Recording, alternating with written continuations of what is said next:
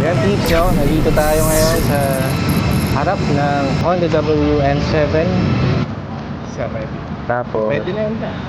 yun na yun? Oo, yun na yun dyan. Yun na yun? Parang walang tunog ah. Wala talaga, sir.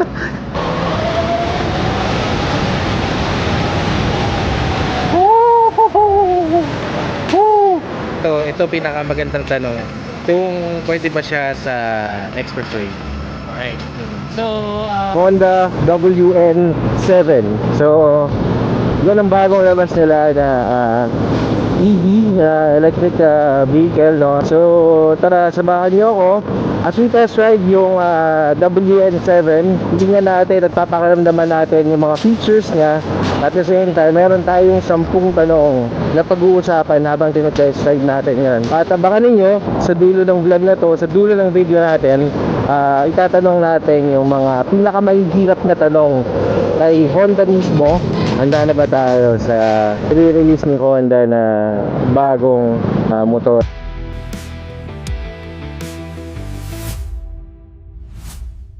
Handa na ba tayo ang Pilipinas? At personal kong mga tanong bilang isang rider, kaya ba niya umakyat sa Baguio? Gaano katagal ang mabiyahe mo bago siya malobat? Mga ganoon, di ba? Samahan niyo ako na alamin yung mga yan pagdating natin doon. Hello guys, ini-invite ko kayo na mag-subscribe sa akin channel dahil napansin ko 90% ng mga viewers natin ay hindi nakasubscribe sa ating channel. So, please support our channel tips para makapag-produce pa tayo ng maraming content katulad nito. At mamaya, pag nagustuhan nyo itong content natin, please subscribe, like, and share. And comment na rin kayo, no, kung tingin nyo handa na ba tayo sa electric big bike o mananatili tayong sa gasoline. Dito na tayo guys. Sir, test ride. Let's go, let's go. So yan, welcome to Honda Safety Driving Center. Big bike test ride. Welcome riders. EK Africa Twin 5 lead. Bandang huli, papilisin ako. Bandang huli, wala, Nauna na. Ay, okay na po. Ay, salamat po, sir. Thank you.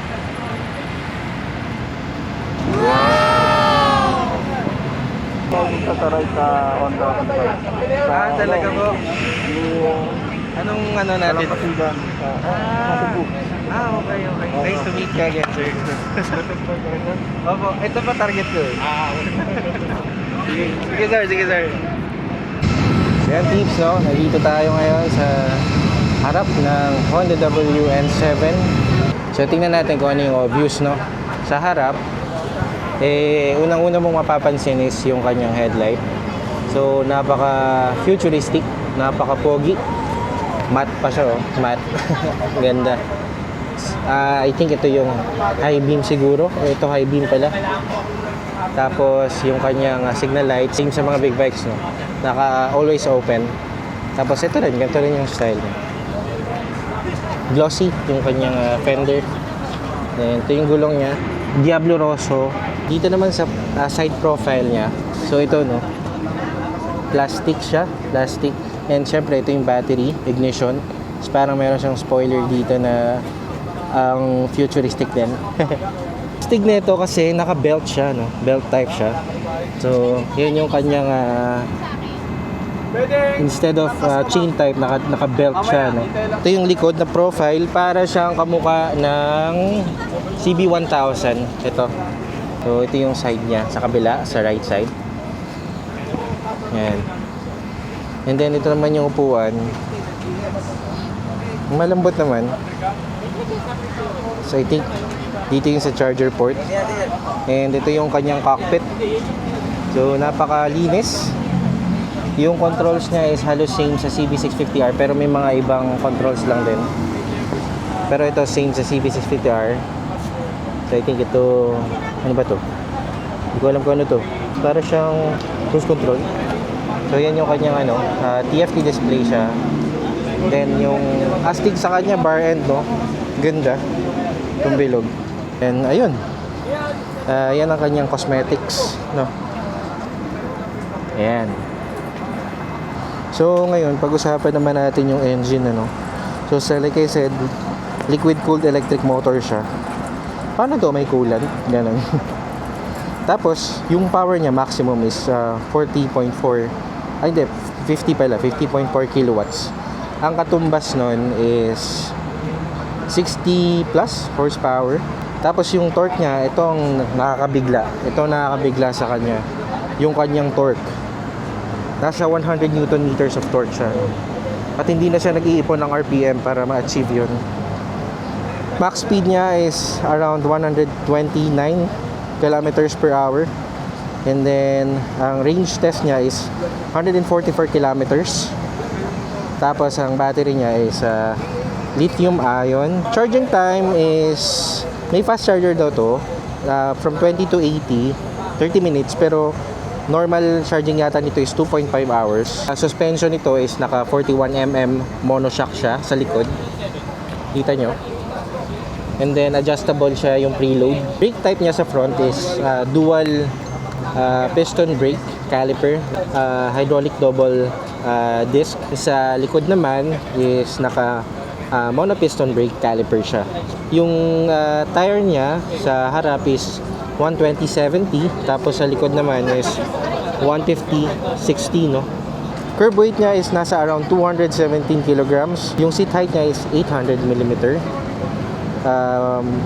Ground clearance niya okay naman, 140 millimeters.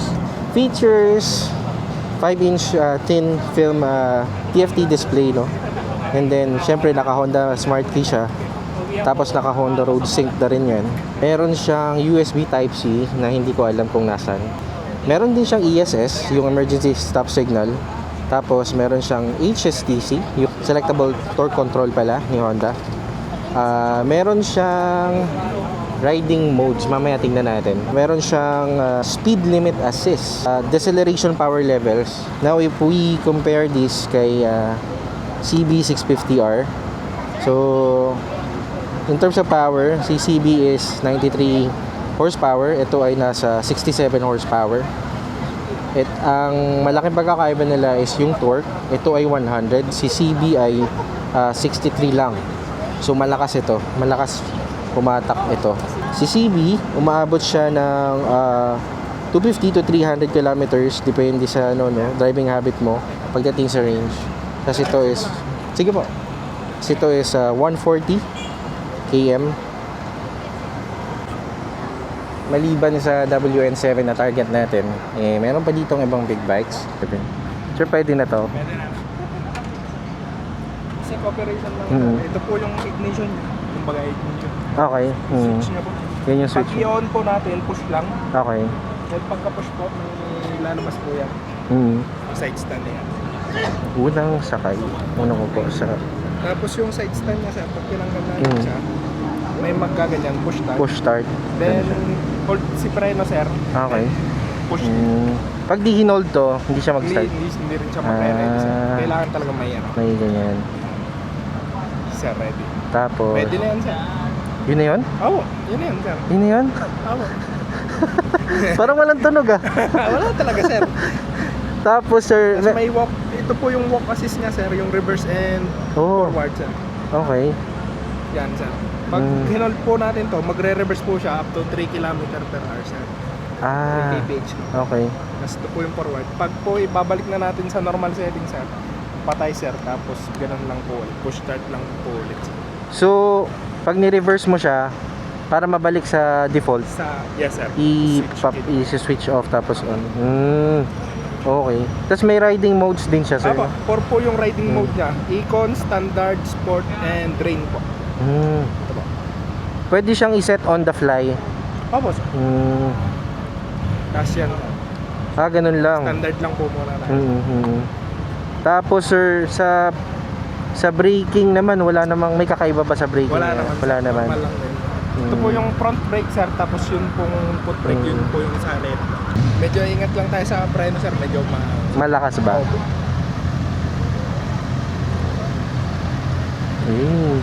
Walang tunog eh. Guys, walang tunog. Ito standard tayo ngayon. Mamaya on the fly papalitan natin ng sports.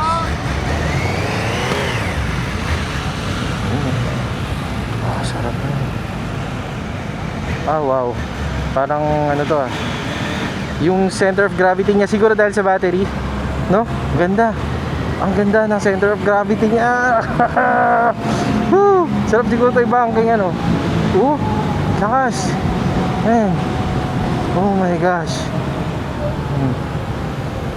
Oh my gulay. Parang fire blade yung pakiramdam sa banking. Oh my gosh. Tol, ano yun? Pero tahimik talaga siya. My gosh. Ang ganda din ng gulong nito. Rosso, Diablo Rosso. Kaya ang sarap i-banking din, no? So this is standard, no? Alam niyo naman medyo assist ang kanyang power, no? So tatry natin baguhin ito. Tignan natin yung ibang modes. So sport, mamaya na yung sport. Eco muna tayo. So sa bira ko sa eco, medyo may delay siya ng konti. Maybe dahil yun nga, parang wala malamya yung kanyang ano. Well, maybe because dahil yun, ang lakas ng engine brake. Oh my god. Sorry guys ha. Tuwang-tuwa ako, no. Sensya na kayo, first time to eh. Medyo historical ito, no? Kasi first ano to ni Honda. Ito engine brake. Ingat tayo sa engine brake ng ng Icon. Malakas. Rain, try natin yung rain. Ayan, alalay. Medyo similar siya sa standard. And then we need to try later pag straight na sport. Ayan, ito. Oh my gosh. Oh, nice. God. Man. Let's try the sports now. Let's go. Woo! Wow, lakas ng engine brake. Grabe. My God. Wow. Fuck. Sorry sa word.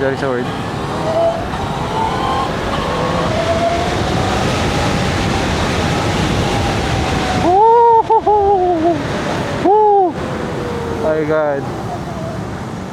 Oh my God, grabe.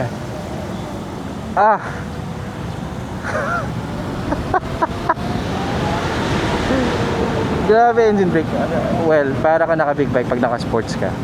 Kasi minimimik niya yung natural na ng mga bikes, no?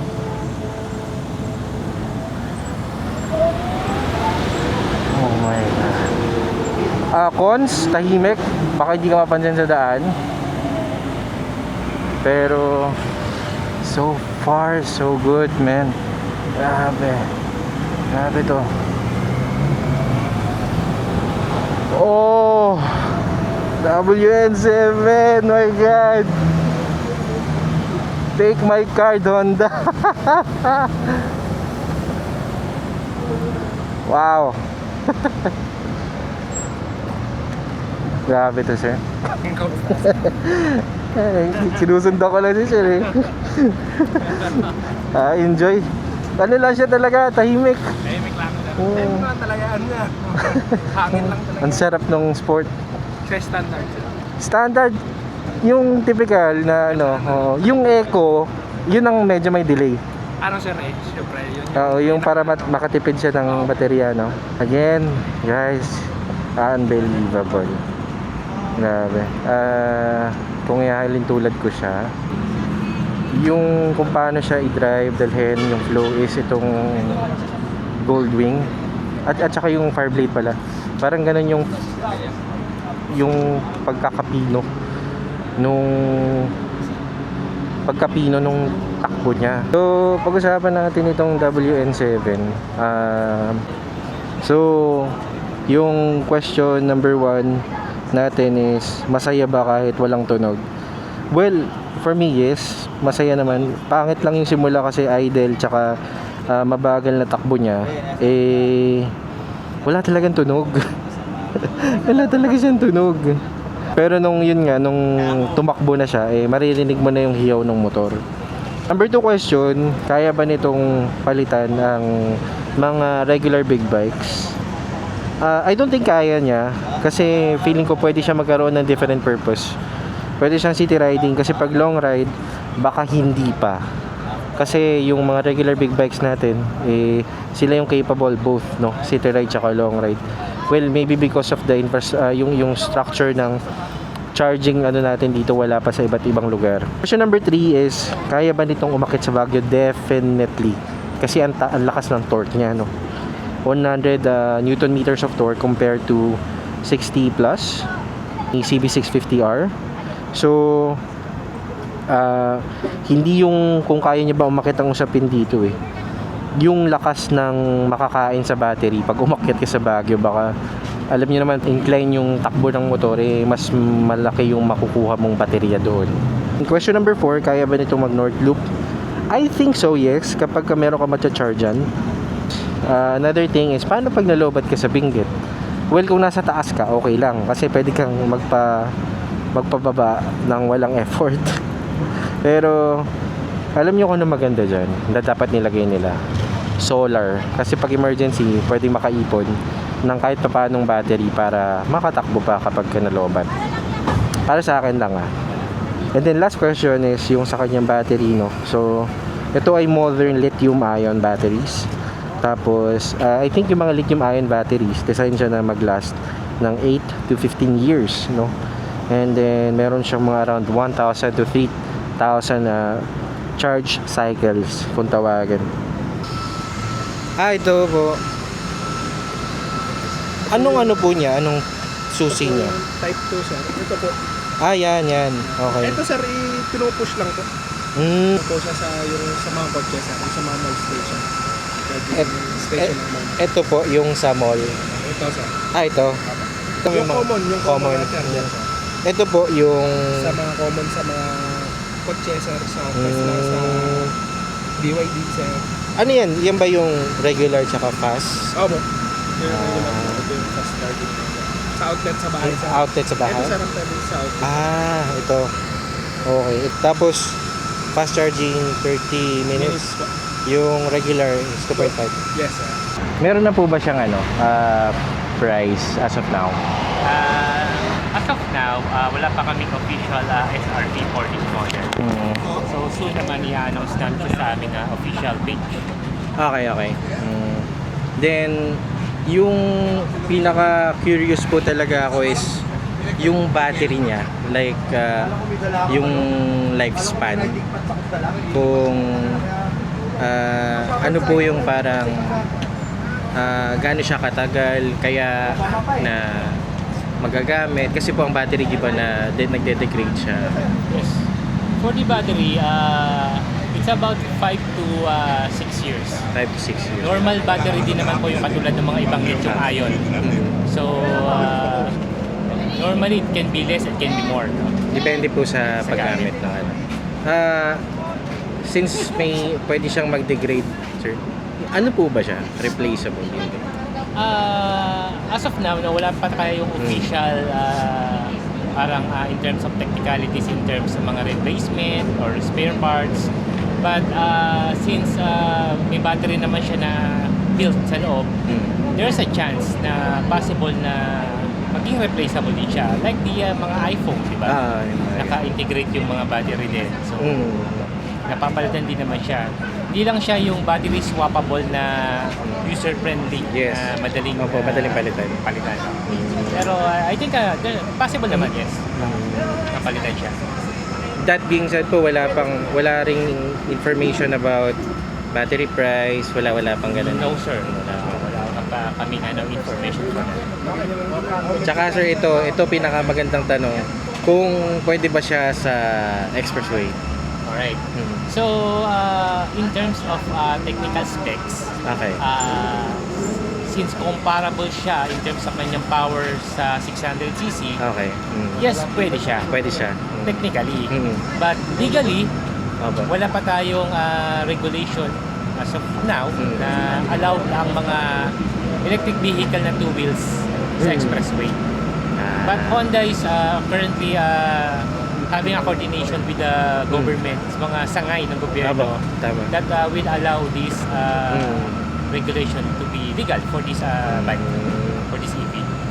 Saka sir, hindi ba siya pwedeng malubog sa baha? Lahat naman kasi ng mga two wheels, even the four wheels are hindi naman talaga recommended na ilubog sa baha. Unless they are specified na talagang pwede. So for this, we do not recommend such na malubog sa baha. So ganun din sa ibang mga ginagamit natin sa sasakyan. We do not recommend. So siguro sir, madali lang siya, no? It's as simple as electric vehicle talaga. Opo. Mas powerful nga lang sa mga Ano nga po kasi yung CB650R is 60 plus Newton meter, siya, yung torque niya. Ito 100. Yeah, okay. 100 din nakita ko sa ano. Ay, ano ba? Ito, 100. Tapos hindi po siya nag-iipon ng kasi since hindi nga siya wala na siyang certain RPM na kailangan maabot. Yes, siguro bigyan kita ng siguro advisor, no? Medyo iba nga, tama ka sir. Talagang siya, arangkada siya talaga diretso. And yung preno niya is medyo malakas, kaya medyo pitik-pitik, alalay lang tayo. Baka manibago ka pag once you use for a big bike, no? Pero hindi naman, based naman sa mga nakapag-test ride kanina, hindi naman totally hirap sila. Basta marunong ka mag-big bike. Okay. That's why, sa aming mga, kumbaga, pre-assessment, ang tanong namin, dapat marunong mag-big bike. If not, medyo mahihirapan ka i-handle to. Okay. Yes, electric vehicle siya, just ipipiga mo lang parang scooter, pero syempre, yung build, yung weight is same with the big bike. Okay. So yun guys, tapos na tayo mag-test ride. Nasubukan na natin ang WNZ na ni Honda, no? Ang kanilang bagong labas na electric vehicle. So I hope yung mga initial questions sa isip nyo nasagot, nakatulong yung video natin. Kung nagustuhan nyo ang ating content ngayong araw na to, please subscribe to our channel and like the video. I-share nyo na rin kung sinisipag kayo. Ipalaganap ninyo ang bagong motor ni Honda. And ayun. And also mag-comment na rin kayo, no? Salamat guys mga umabot sa part ng video na to. Maraming salamat. Again, don't forget to hit the subscribe button para sa inyong suporta sa ating channel. Ayun lang, ride safe everyone. Ben of TV out. Bye bye.